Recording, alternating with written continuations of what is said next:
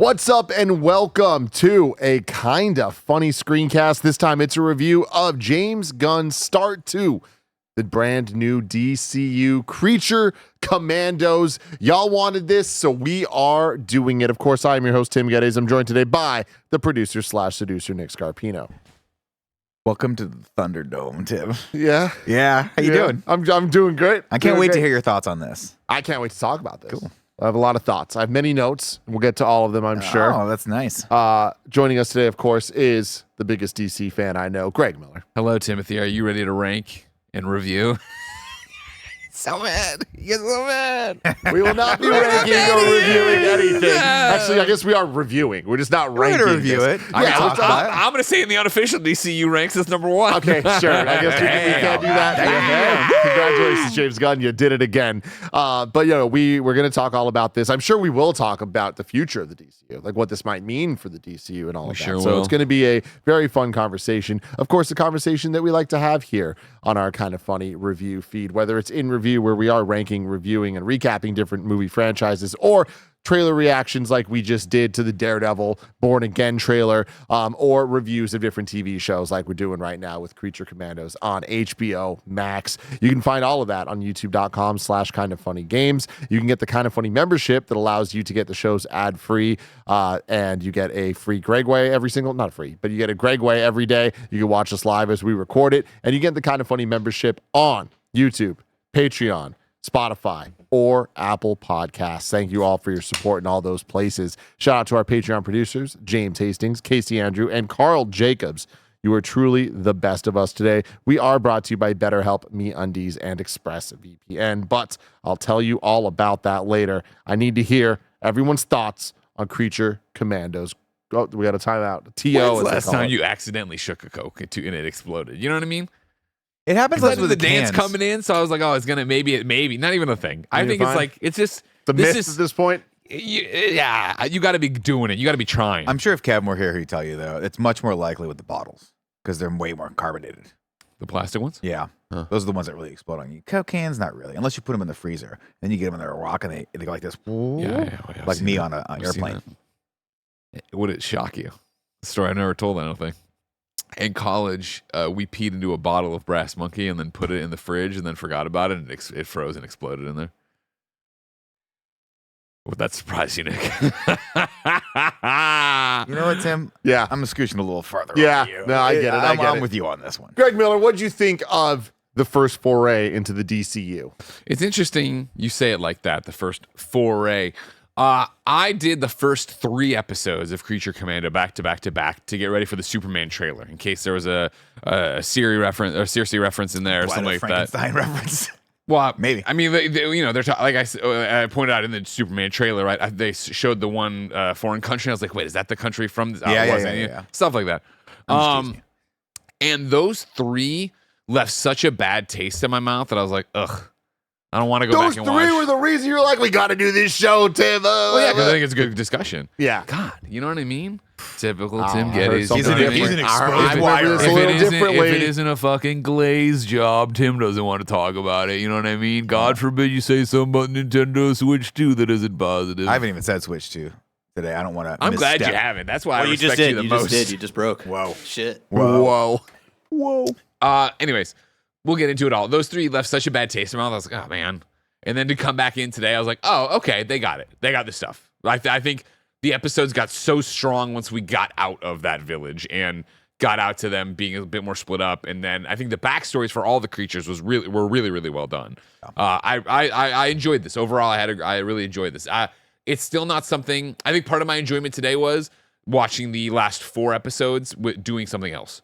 Where I was sitting there actually watching those first 3 and not having a good time, whereas this being able to treat it more like, oh, there's something on and I'm watching, but I'm also answering an email and I'm doing this, blah, blah, blah. I enjoyed it more that way. But that, again, is like the highest I would go. I'm not excited. I would like them not to do another season of this. I would like. They're going to. I know It they has are. been I'm aware. greenlit, renewed in December 2024. I'm aware. I would like not to keep going into this weird part of the DCU. I'd rather just be the movies, and I'd rather go be this, and I'd rather be the big characters that we all really care about. I'm so fucking sick of Suicide Squad, and I know they're not Suicide Squad, but they're Suicide Squad. And I'm so fucking sick of the Suicide Squad. Like, what a monkey paw situation for Greg Miller. Of like, listen, we're gonna make a DCEU. Okay, great. It's gonna have a lot of suicides. Oh, okay, but we'll get out of it. No, it'll be the thing that carries over as well. Like we will keep going with it. How about a bad video game? Would you like that too? No, I wouldn't. Well, we're giving you that as well. Okay. Well, there won't be like another animated film they did about this. No, there will be. Fucking shit. And they'll do 2 major motion pictures. Oof. Well, we get Peacemaker out of it. Good. Okay. Nick Scarpino. I enjoyed this a lot. I'm with Greg, where I think the first couple episodes didn't grab me initially, but when we started getting to the backstory of the characters, I really started to enjoy it. I like the violent nature of it. It's very adult. I'm on the opposite side with Greg. I would like to see a second season of this because I think it's great as an animated property, and it's kind of low stakes for me, right? I just. You sit, you enjoy it. You get to know these characters that, just like Guardians of the Galaxy, I wouldn't have gotten to enjoy. I don't think it hits like Guardians of the Galaxy by any stretch of the imagination. But by the time we get to the end of it, I definitely could watch another season. My one critique of it is that it doesn't have a third act, and I wish it had like 2 more episodes. Yeah. Because it just seems to sort of end like that's where the money ended. So they just go, well, this is where we're going to go. But other than, what's up? When it ended today, yeah, it was like, all right, on to the next episode. Yeah. There's no other episode. No other episode, which is weird. Oh, okay.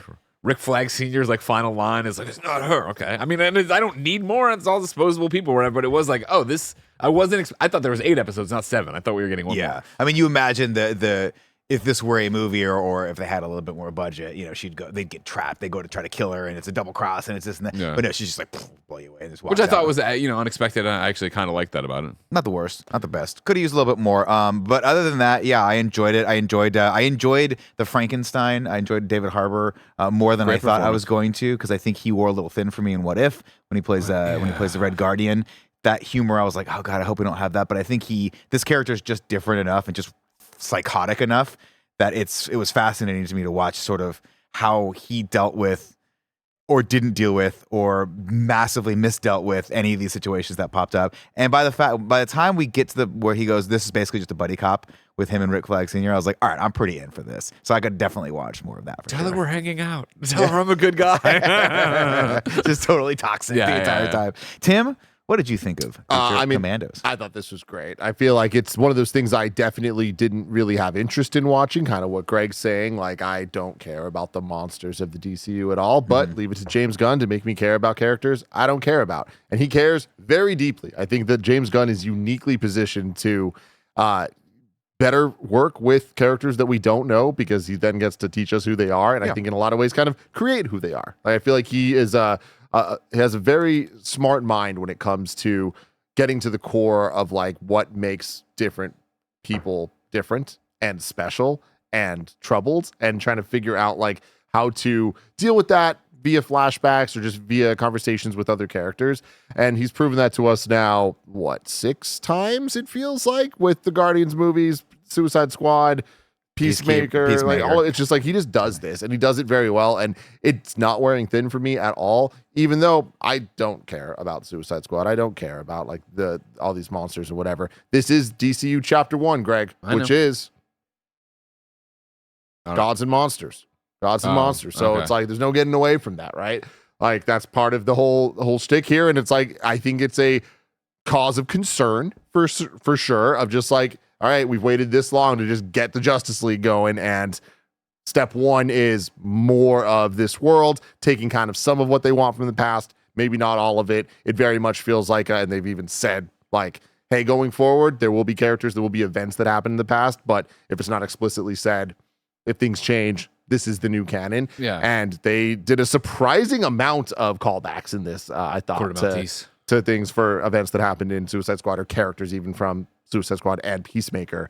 But I don't think that gets in the way. I think that those movies were well designed by James Gunn to be in, but also around the DCEU, to not have to deal with it, with the exception of the end of Peacemaker, which is like pretty, I don't know how you're going to get out of that one, but He said they're ignoring it. I mean, he's like, we're just going to ignore that scene. Yeah. Well, okay. Well, that's the the IGN answer. interview, he's like, yeah, no, Peacemaker is 100% canon, except for the one scene, the Justice League. Yeah, and that makes sense. But otherwise, it kind of feels like this. It makes sense that this is the new DCU's version of these characters, because James Gunn, it's the one part that they didn't fuck up with the DCEU. I feel like the entire way through, and James being in charge of all those projects and now all of these, it's like, okay, cool. I kind of see this working out, and it doesn't really bother me. Of like, it's not like a Blue Beetle situation where it's like they're gonna really have to prove that fit. Yeah, exactly. that fits into this new world. Whereas this, like, I'm like, all right, cool.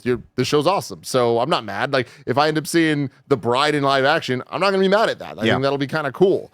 But if I don't, that's fine too. Like, I just think that like this show doesn't need to be connected. It connects well. So all that out of the way, I think that the show's very good. I think it's very well animated. I think that the animation's great. The fight scenes were Great entertaining. music. I think the James Gunn special of music is every single project has a different style. Guardians has that more retro, and everyone kind of is slightly generational as you go through the decades. And when you get to this, it is all very like foreign music, which I think is cool. It's like a hodgepodge of just different styles, some covers, some not. But I think it all created a very cohesive vision for like what this project was going to be like.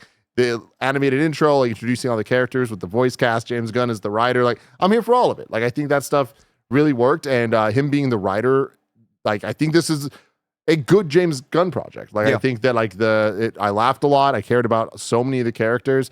I think that it was very the entire way through. I thought every episode, with the exception, I thought the second to last was the weakest one. I feel like otherwise, like I think they're all pretty well paced and equal. Oh yeah, the last one was the best one, I think. The last one was great. My favorite one was the third one though, with GI Robot. See, interestingly enough, when you talk about that is the one thing that started to wear on me a little bit. Was we've talked about James Gunn, and obviously, look, we love James Gunn, and I love James Gunn because he's like me, right?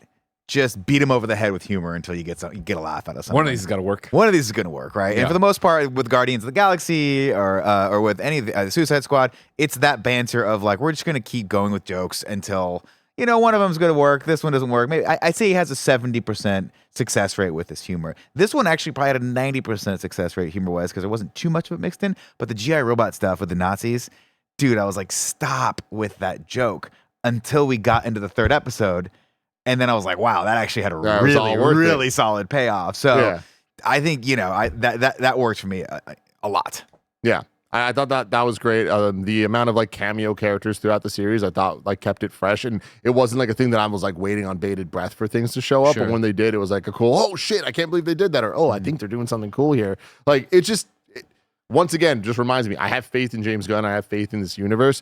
I also think that this universe is going to be messy, and it's just like we just need to be ready for that. And from everything we've seen of Superman, him writing it gives me a lot of faith in it because he gets characters, and if he can get Weasel this well, I'm pretty sure he can get calling Superman it right now. right. Weasel is the through line for every single movie. Somehow he's going to tie it all together. He's like the C-3PO R2-D2. Yeah, that's exactly it. Just got to be there.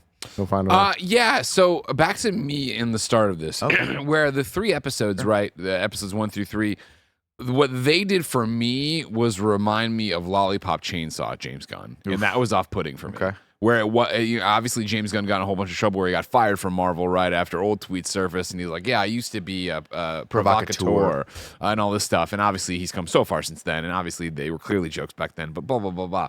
But as somebody who does enjoy his former work, did stuff with him for Lollipop Chainsaw, it was one of those things, I think of how far I've come and whatever. In watching this, the first 3 episodes, what stood out to me was just like, every woman that got introduced to this was brutalized or sexualized, and actually both. Where it is this idea that, okay, we introduce the bride, but she's all chopped up and you put her together. And like, again, they're going for this very gory, violent visual, right, for everything. Then obviously it's all, you know, Frankenstein being hung up because the doctor's fucking the bride, right? And then, okay, then we have this an inappropriate relationship with his patient, basically. Well, his creation, his daughter, you know what I mean? Then there's this whole joke of Rick Flag fucking the princess in there. Give him 30 seconds. She's a hot piece of ass. Actually, give it more like a minute. He's old. I'm like, this is all locker room bullshit kind of shit. Episode 3 the same way, right? Of like the princess running around in her nightie gets caught by the men of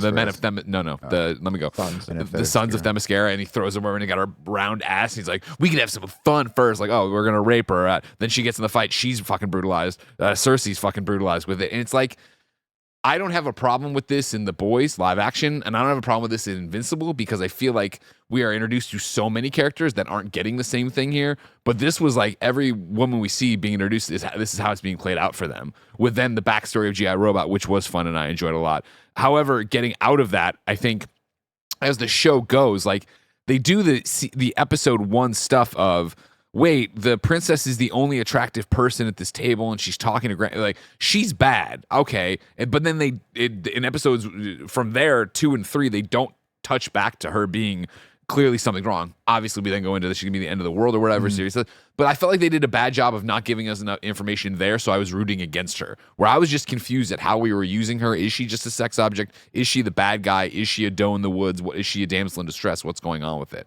So that's where, for me, those first 3 episodes, like this feels like Jen put it really well. This feels like, and I'm an edgelord. I'm writing edgy stuff, and I was like, oh yeah. Once she said that, I was like, oh, you're right. That does feel like that.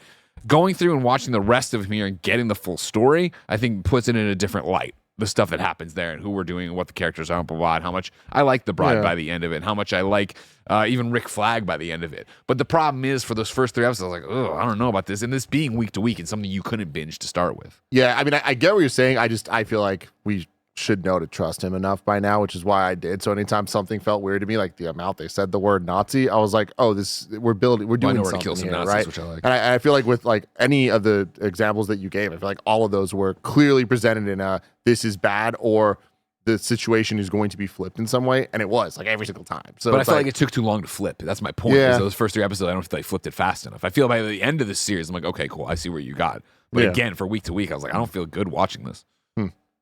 Yeah, I also think that's why I think a stronger Act 3 would have really helped kind of nail some of that home, because we don't really get an arc for the princess. She just sort of like, you're like, oh, I'm kind of bad. You're like, oh, boom, right? Shots in the head. You needed to see her sort of that full sort of manipulation to kind of make some of that stuff in the first couple episodes. And I would have appreciated that in those episodes, right? Where even there, we see her a little nod, not pulling the strings like we know what the plan is, but like, oh, she's clearly a bad guy and she's got it over on the Creature Commandos. What's funny is how deep and very well thought out that criticism was. And my biggest criticism with the first 3 episodes was I was like, why does Rick Flag Sr. like this? It looks so young. I was like, shouldn't he look young? They go out of their way to explain that they had Rick Flag Jr. like when they were 18 or I know, 16. but I mean, it's so funny because obviously it's just Rick Flag, right? Like we're just putting in another Rick Flag characters we have, and it's almost like tongue in cheek as a joke. But I'm like, you could have had him a little older looking. Like he just looks like Andy when he dyes his silver hair, minus the muscle. Well, they just want Frank Grillo, right? Isn't that his name? All set for Superman. Yeah, that's fair. Yeah. But like I said, from there I got picked up. For me, I really think with episode 4, the introduction and us hanging out with Frankenstein worked really well. Again, right? For like, oh man, David Harbour's eating. Like, what a great performance. Fucking funny. Really enjoyed that. Again, so let's take aside the criticisms and get into Greg Miller specific criticisms of DCEU/DCU, right? Of like, we're starting a new universe and we're starting with Creature Commandos. I don't fucking care about these guys, and I don't need it to be all fucking cameos and winks at the camera but like I do like when they talk about Metropolis or they do this. Even when we did the Superman trailer reaction, I was talking about the first 3 episodes. I was talking about how the newscasters are like the Sons of Themyscira, if that really exists. I'm like, oh, I like that we don't know.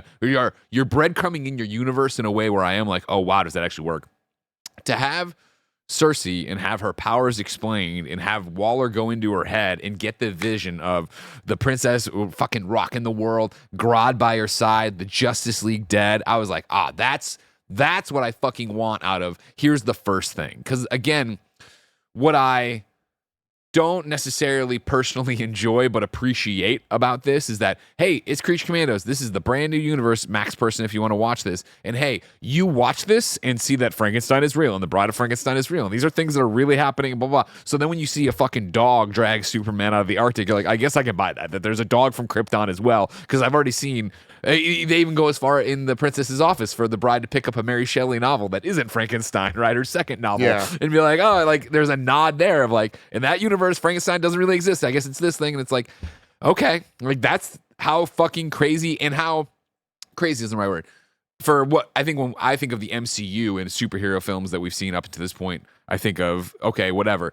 This is how comic book accurate this universe is going to be. This universe is going to be fucking Nathan Fillion and a bad Guy Gardner haircut because he's got to be Guy Gardner, right? And I appreciate that and like that at certain levels. Whereas this one, I don't need Frankenstein to really exist. I don't need the Bride of Frankenstein to really exist. Yeah. But I get it because there's going to be an alien shooting lasers out of his fucking eyes. I mean, I guess that's the thing that struck me too is like you watch the trailer for Superman, and then you watch this, and to me, I'm like, they do fit. Yeah, and exactly. I think that's great. I Comic books honestly, come to life. because I like the vibe of this, and I like the vibe of that trailer, and it's not just because it's completely contrary to what Zack Snyder set up, even though one could argue that it is. I just like the vibe of it. I think it's like anything goes. It's a little lighter. It's a little bit more comic book accurate, And there's going to be these a lot more corners. there's a lot more area for fun and creativity. Yeah, there's gonna be because that was always the thing with Zack Snyder's universe. It just felt so fucking weighed down all the time. Like if you introduce any elements of like magic, like what? And I think that's such a compliment to what James Gunn's been able to say. I mean, on the Creature Commandos press tour and the press tour for the fucking trailer of Superman, right? Of like,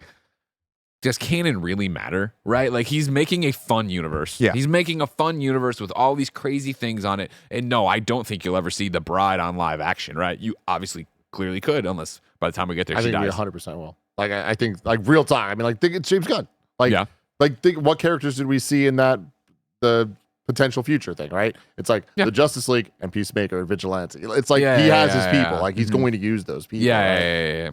do you think he uses Indira Varma? I do. That'd be rad. Yeah. I think that's cool, and I think that again, these episodes then go out of their way to this back half, not even half, I guess. The final four for me just go so far as to do it. Like when Clayface showed up, I popped. Like I'm so excited to see. That was Clayface. Cool. I forgot that he was going to be in this. It's Alan Tudyk, right? Where he had mentioned that he plays Clayface on Harley Quinn, but he's also Clayface in DCU, and they're going to be different things. Oh, interesting. Did he do both voices for this? For Clayface? Yeah. What do you mean? Sorry, did Alan Tudyk do the Clayface as well in this? He's Clayface in this, the DCU, and he's Clayface in Harley Quinn, the cartoon. Because he's also Dr. Phosphorus in this. Yeah. That's cool. Anyways, I thought when that happened, it was huge. You know what I mean? And it was like, again, why is this woman being here? And again, this is the pangs of me being like, oh, what are we doing? And he's like, well, let's talk about lesbians. And he's like, coming. I was like, something's going on. What's going on? Oh, it's Clayface. And he's playing Xbox. And he's playing on an Xbox Series X. Mortal Kombat. Fucking cool. Where it was like, you know, how many times do you get the fucking wrong game controller, the fake game controller in cartoons? I loved it. They did the Taco and Bell thing of in the animated show. They watched live action movies. Oh, what were they watching? Which I don't remember it, but at some point there was like 3 scenes of them watching TV and it was all live action or playing a video game. And it was straight up game footage. Very cool. Which I thought was great. I want to keep talking about Creature Commandos after a word from our sponsors.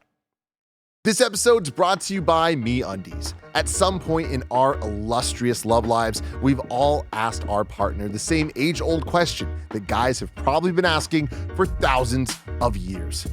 Am I big?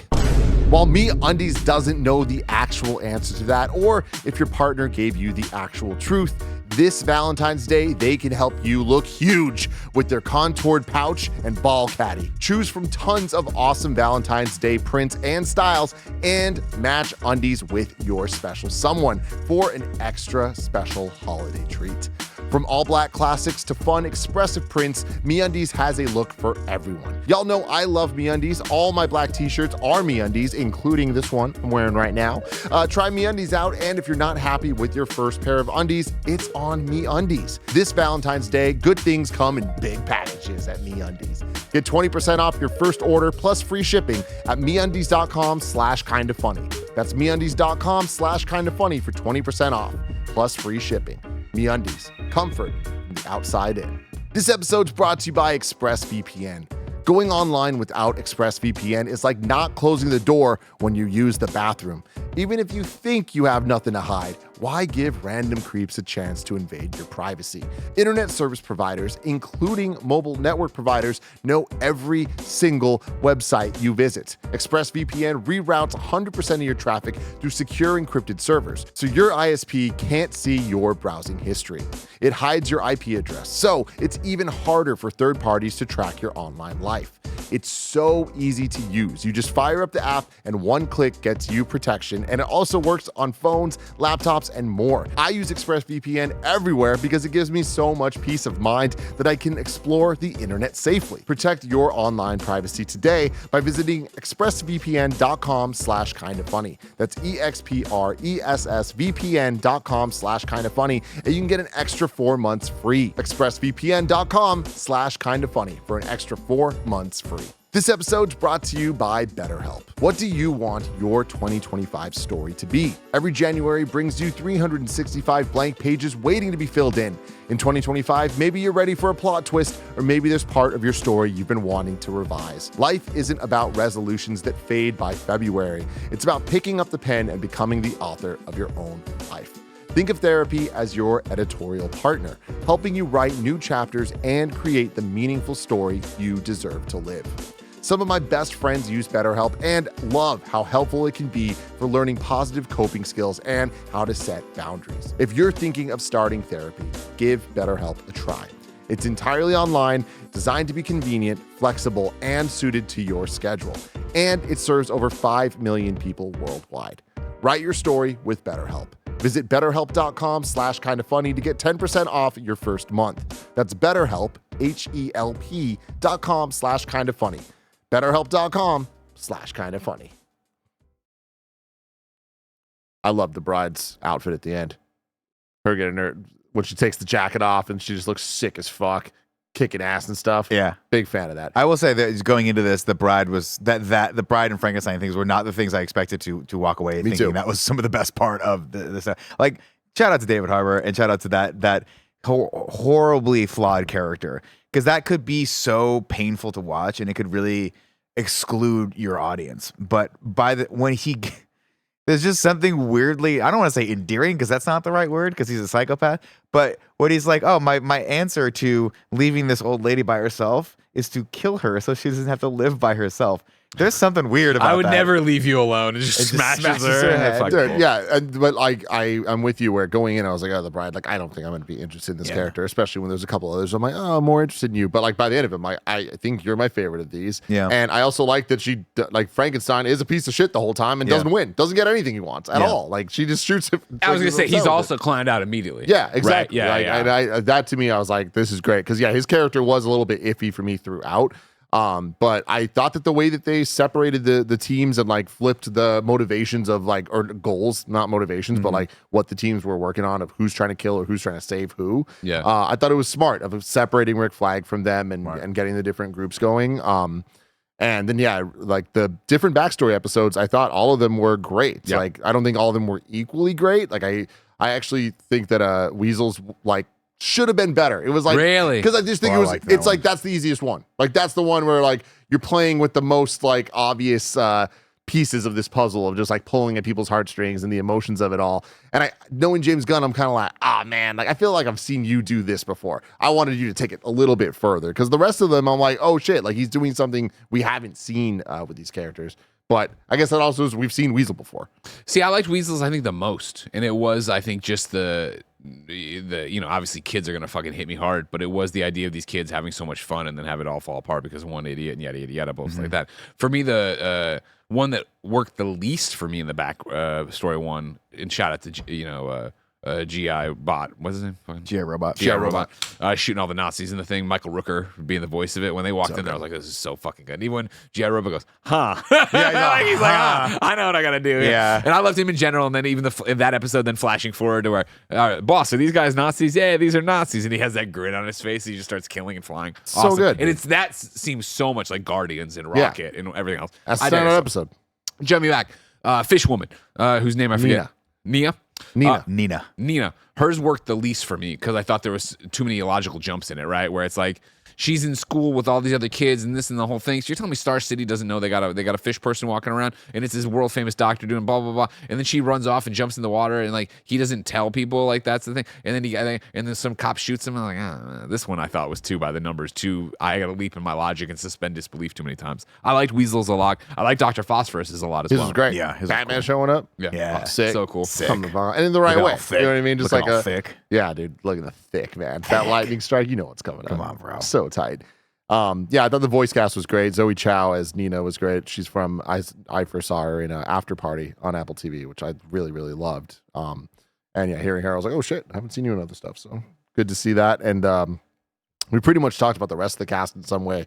But yeah, Alan Tudyk, David Harbour, Frank Grillo, all of them absolutely crushing it. Sean Gunn as GI Robot and Weasel. I like that he had a little bit more to do than just the Weasel sounds. And then Indira Varma, man, who's the mom of the Sand Snakes from Game of Thrones, crushing it as the bride. I know her, of course, from Human Target, as do you, of course. But yeah, she's great, and she's a great lead in this. I think she does a phenomenal job. And that arc being as twisted and fucked up as it is, I mean, it's not easy to play that character of being like basically a baby and then coming all the way up to where she is now, which is like a jaded sort of mercenary. So that's a fun little character arc for her to get to do. And hopefully we get to see her in the movie at some point. I don't know if you get a whole movie out of it, but maybe a little cameo here and there or something popping would be great for her, especially since if they ever do they're an all endgame homies. moment, right? Yeah.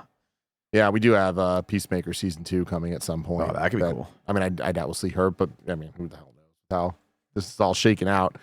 And I'll give a shout out to Alan Tudyk as well. Of course, we love Tudyk. Everyone should go watch Resident Alien. It's just such a great show.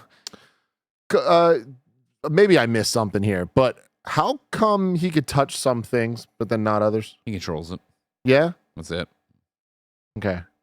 And how come everyone around doesn't have? There was a radiation line towards poisoning? the end of it that he was like I haven't been able to touch somebody in how many years or whatever. Well, I think it was them touching him. He wouldn't be able to feel it. I think that's what I took away from it. Yeah, because it was just like 2 seasons before he was like picking up a kid. Yeah, was like, throwing her. fuck, it's weird. But Maybe he can't feel it. Maybe he has to put the force field around himself, throw it around. yeah, Who knows? Reminds me knows? a lot of Metallo in Superman the Animated Series. Remember Mm. when he comes back to Luthor and he's like, I can't feel, I can't taste, I can't. And Luthor's like, those are upgrades you had to install. And he's like, and he gets all mad. It's a good moment.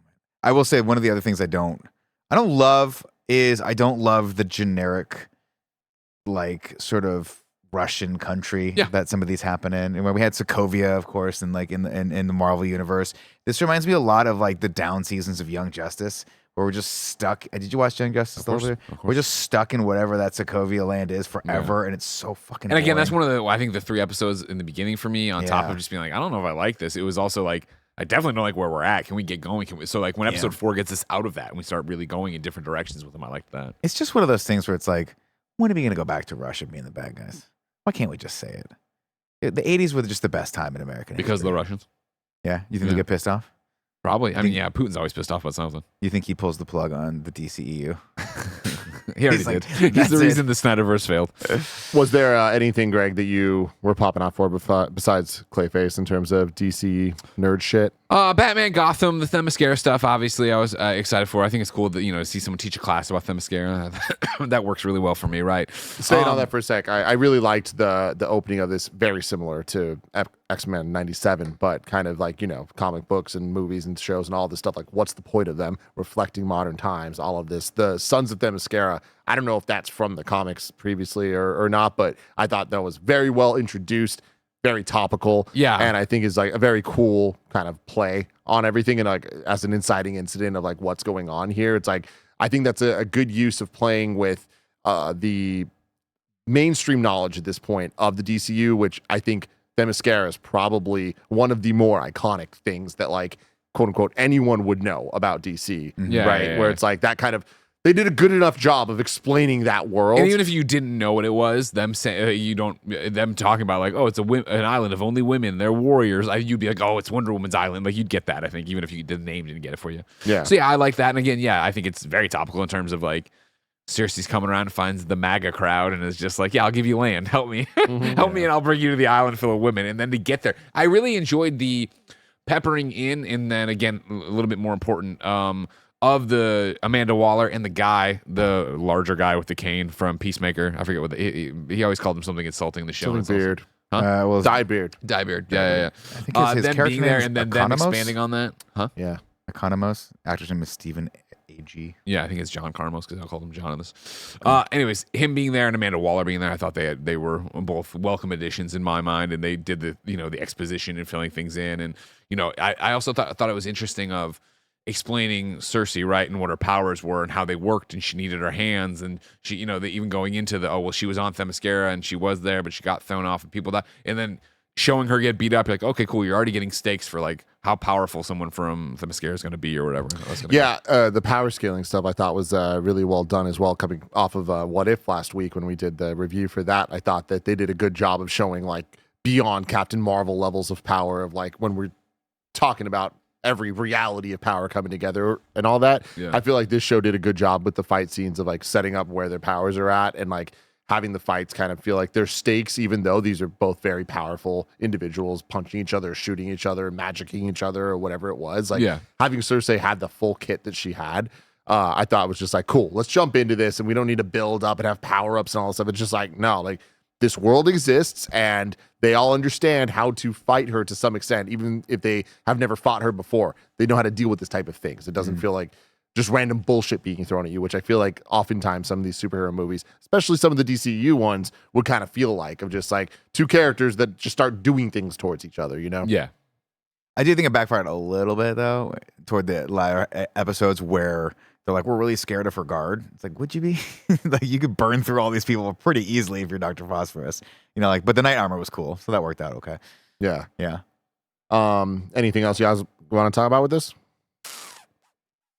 I'm looking forward to season 2. Let's go. In 3 years. Yeah, we'll see how whenever fast it's we going get to come. there. Yeah.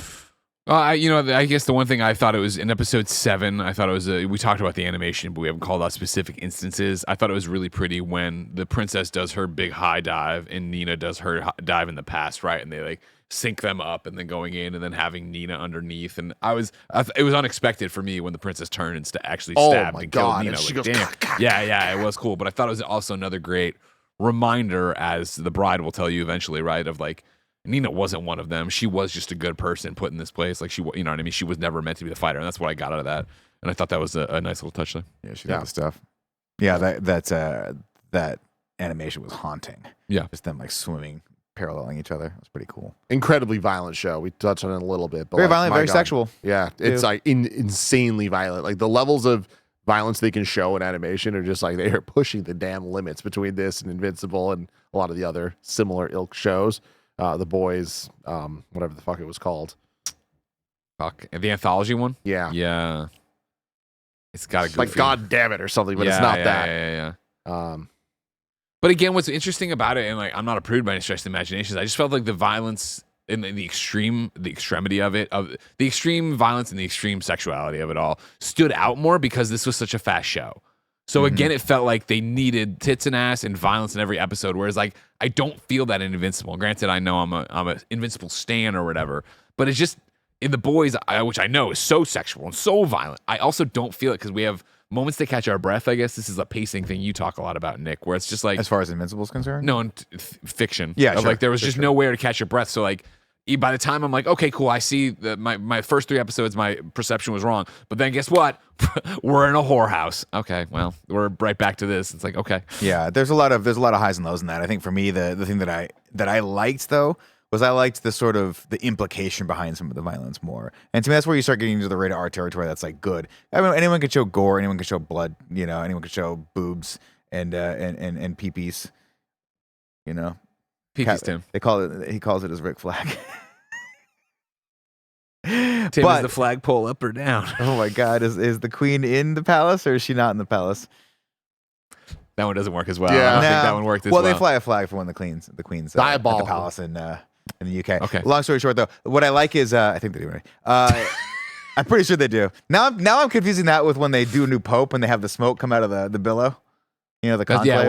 When the Pope dies and when they get a new Pope. Yeah. I digress. The subject matter, I think, for this is what I like a lot, is that they can go there, right? I've talked about this example before, but I just like the implication behind, like, nobody came to save that old lady that was in that cabin. He's just like, I'm going to kill you so that you don't have to live alone. That is so fucked up and twisted that if I saw that when I was a kid, that would be the thing that would traumatize me, not the other stuff, not the bullet holes, not the sexuality, that and then the princess stabbing her and the way she did, where it was like so fucking violent and such a turn that there's got to be something else behind that. Well, she's underwater. You see it in her face where she's fucking violent. She's there, and and when that she pops look, out of the water, she's a different person. Yeah. She's acting all scared. I'm like, God damn. And you're like, they did a good job oh, with so that. that stuff to me is like Hitchcockian, right? Where it's like, oh gosh, your imagination of what's gonna come next or what will come before that is so much worse than what they can show you. And I think he dips into that territory a lot, which I like. Yeah. Have you seen that movie? Yeah, I've seen Titanic. Oh, not many have. That made me laugh out loud. Let us know in the comments below what you thought about Creature Commandos, how hyped you are for the DCU, and if the show gives you any fears for James Gunn's future of TV and movies in the DC universe. Until next time, love you all. Goodbye.